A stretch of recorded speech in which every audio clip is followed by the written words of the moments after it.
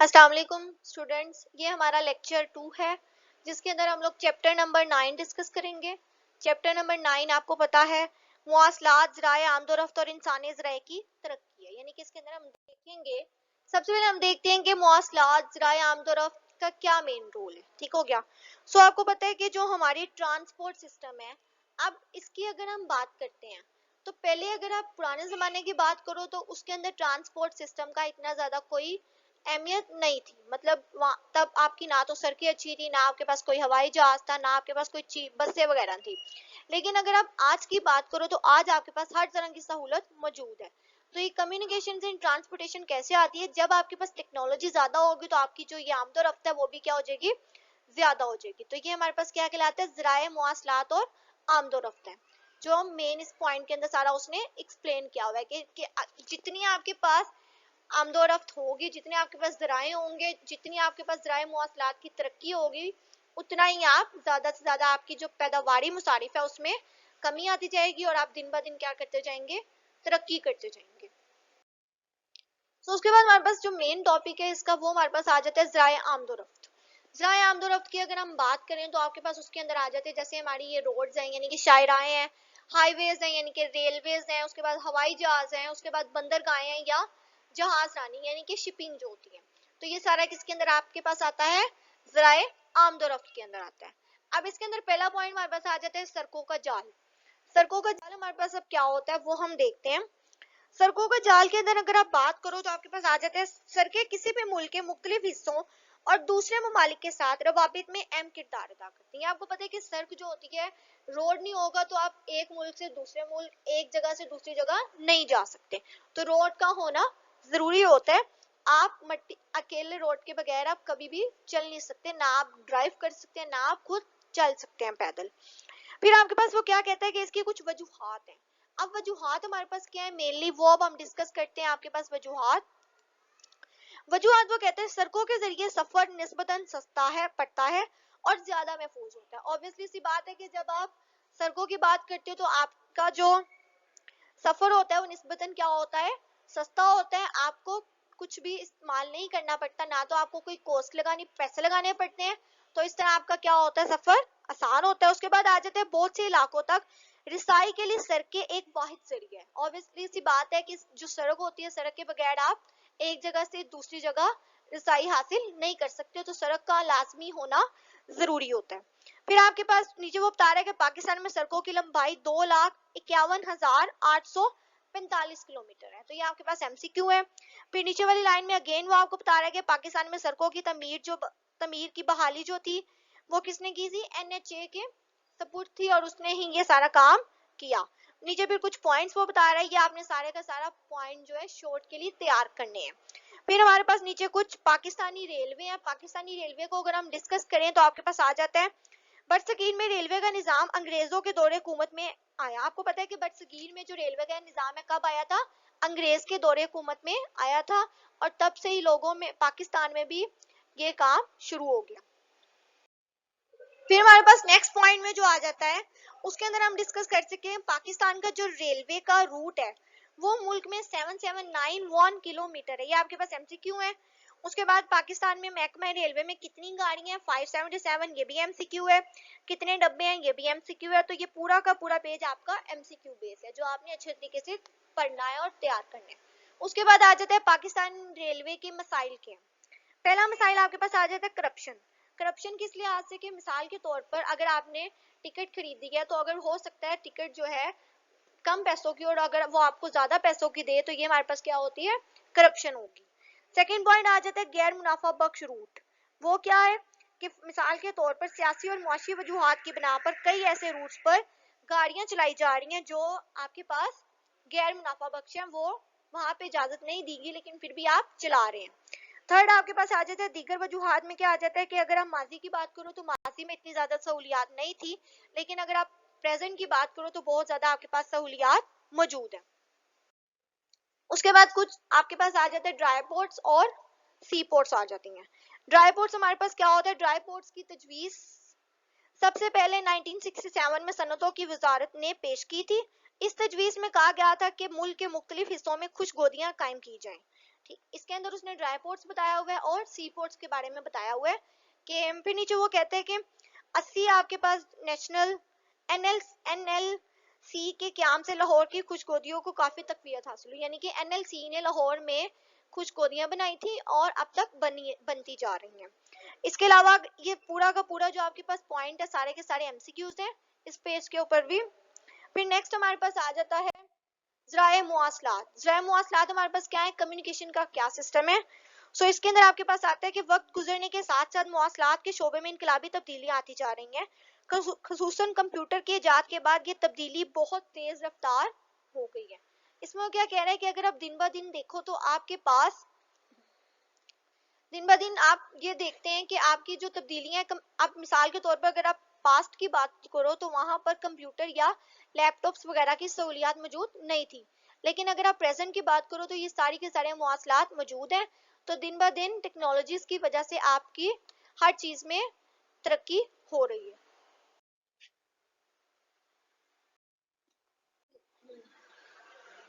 اس کے بعد ہمارے پاس نیکسٹ پیج پہ آپ کے پاس کچھ پوائنٹس آ جاتے ہیں. اس میں ہم کیا ڈسکس کریں گے, آپ کے پاس اوپر کچھ پوائنٹس لکھے ہوئے ہیں. وہ کہتا ہے electronic government directorate, Pakistan computer bureau اور Pakistan software export board, یہ 3 طرح کے بورڈ ہیں جو ساری کی ساری ٹیکنالوجیز آپ کو پرووائڈ کرتے ہیں.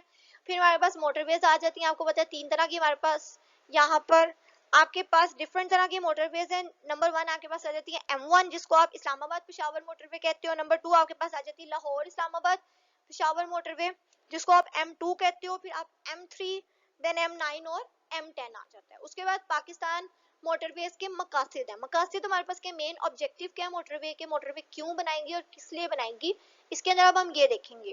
آپ کے پاس کیا پوائنٹس ہیں.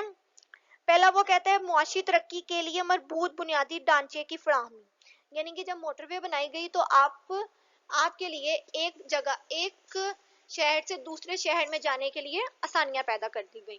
پھر وہ کیا کہتے ہیں, نیکسٹ پوائنٹ وہ کہتا ہے کہ پاکستان کے کم ترقی یافتہ اور دشوار گزار علاقوں تک رسائی, یعنی کہ جو پاکستان کے علاقے جہاں پر اتنی زیادہ ترقی نہیں کی جا رہی تو موٹر وے کے ذریعے وہاں پر ترقی کی جا سکتی ہے. اس کے بعد وہ کہتا ہے کہ جو سبزیاں ہیں, پھل ہیں اور دیگر اجناس ہیں ساری موٹر وے کے ذریعے ایک جگہ سے دوسری جگہ پہنچائی جا سکتی ہیں.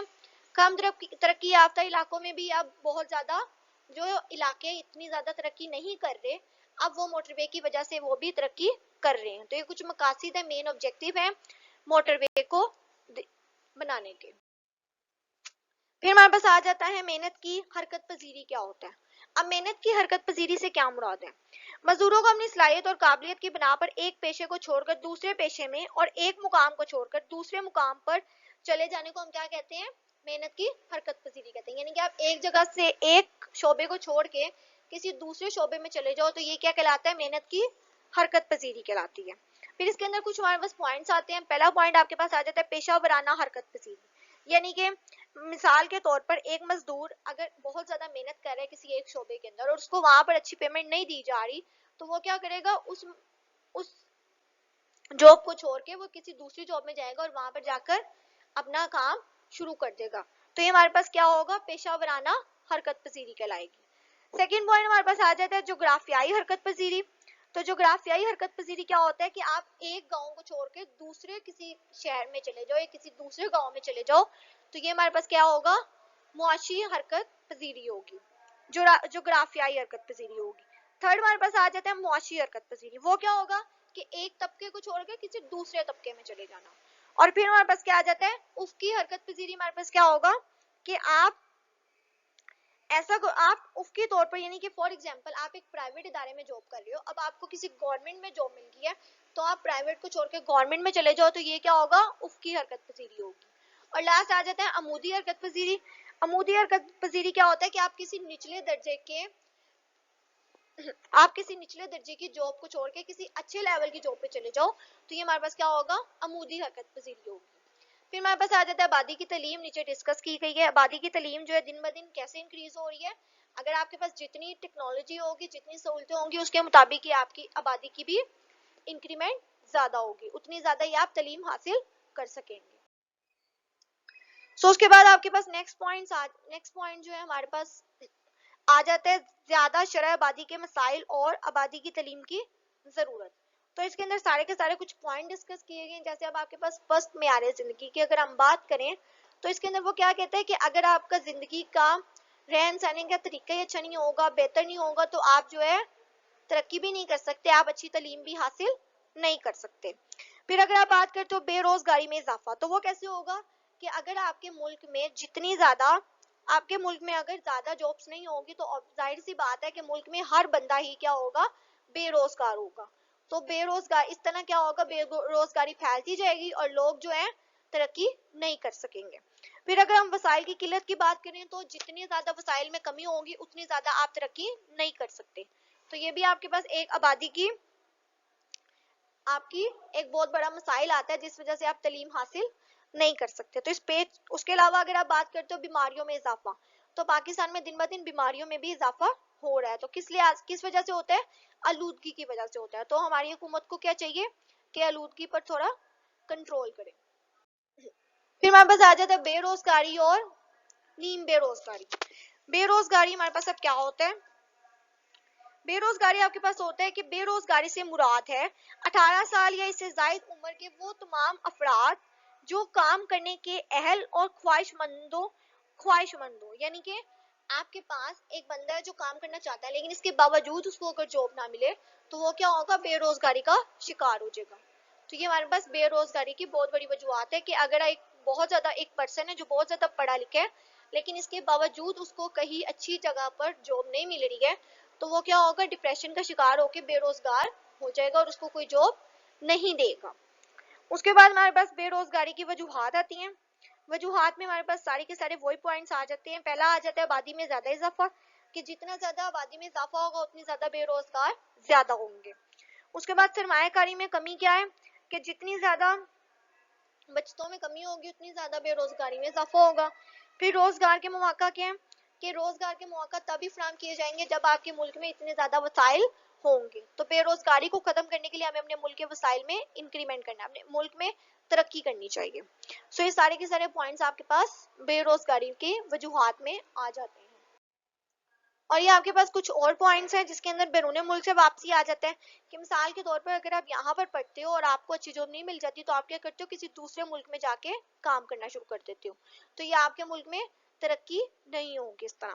फिर वो कहते हैं मौसमी बेरोजगारी क्या होता है। मौसमी बेरोजगारी से क्या मुराद है, कि अब मिसाल के तौर पर मसलन बर्फ के कारखाना, जो बर्फ का कारखाना है वहां पर सिर्फ तभी आप रोजगारी तभी कमा सकते हो जब आपको सिर्फ आप गर्मियों में ही बर्फ के कारखाने में तरक्की कर सकते हो। सर्दियों में आपको वहां पे बेरोजगारी का सामना करना पड़ेगा। तो मौसमी बेरोजगारी और बेरोजगारी दोनों अलग तरह की चीज है। बेरोजगारी हर जगह होती है लेकिन मौसमी बेरोजगारी वक्त के साथ पाई जाती है। और देन हमारे पास कुछ पॉइंट्स आ जाते हैं कि आप किस तरह बेरोजगारी को रोक सकते हो। वो हमारे पास क्या आता है, बचतों और सरमायाकारी में इजाफा आ जाता है कि मुआशरे को सारिफ मुआशरे बनाने की बजाय काम करने की तरफ माइल किया जाए। यानी कि आपको काहली नहीं करनी चाहिए, आपको क्या चाहिए कि आप काम करो खुद ब खुद और खुद अपने काम की जिम्मेदारी उठाओ। तो इस तरह क्या होगा, बेरोजगारी खत्म हो सकती है मुआशरे के अंदर। और लास्ट पॉइंट आ जाता है नए मंसूबों पर काम।